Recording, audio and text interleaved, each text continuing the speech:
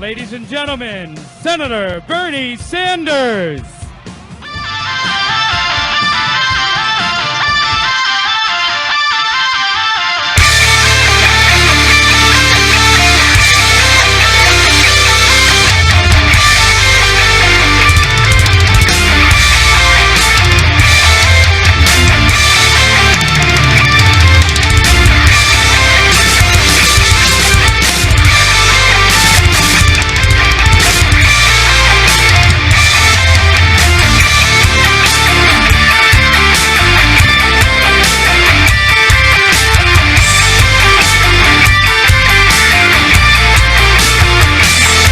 About just a few other differences between Secretary Clinton and myself. All of you know that one of the very important things that a president of the United States does is deal with foreign policy and military policy.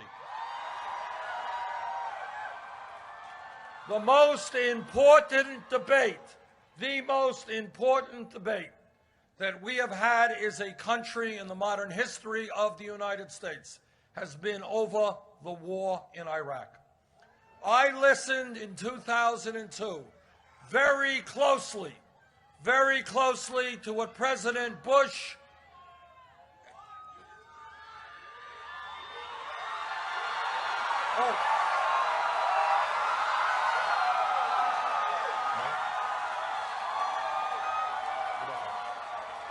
I think we don't know. Let's hold off, not for sure. All right, but back to 2002. And here is the issue.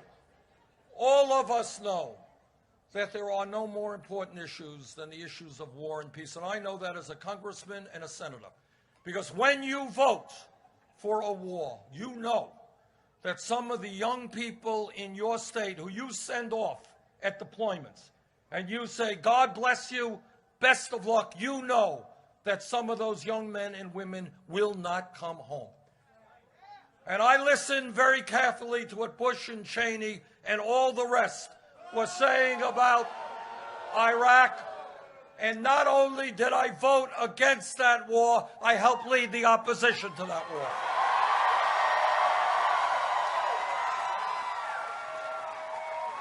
And it gives me no pleasure.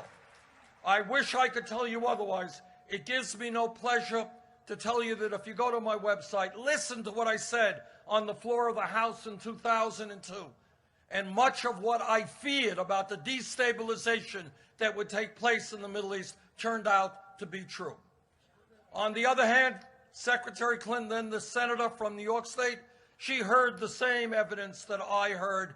She voted for the war in Iraq. And while we are on issues of war and peace, let me say this.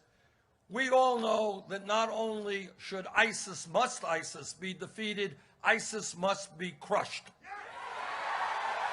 But we also know that this country and our brave men and women in the military should not be involved in perpetual warfare in the Middle East.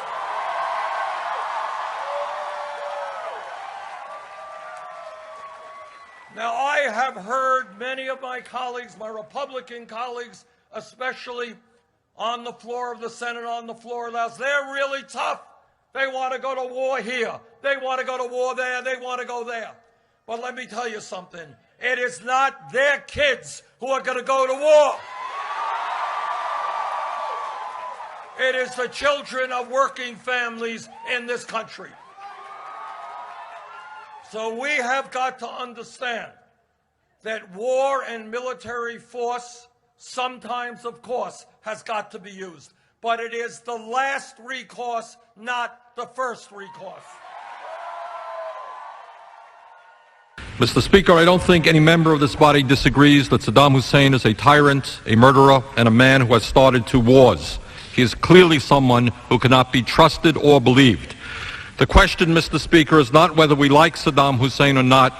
The question is whether he represents an imminent threat to the American people and whether a unilateral American invasion of Iraq will do more harm than good.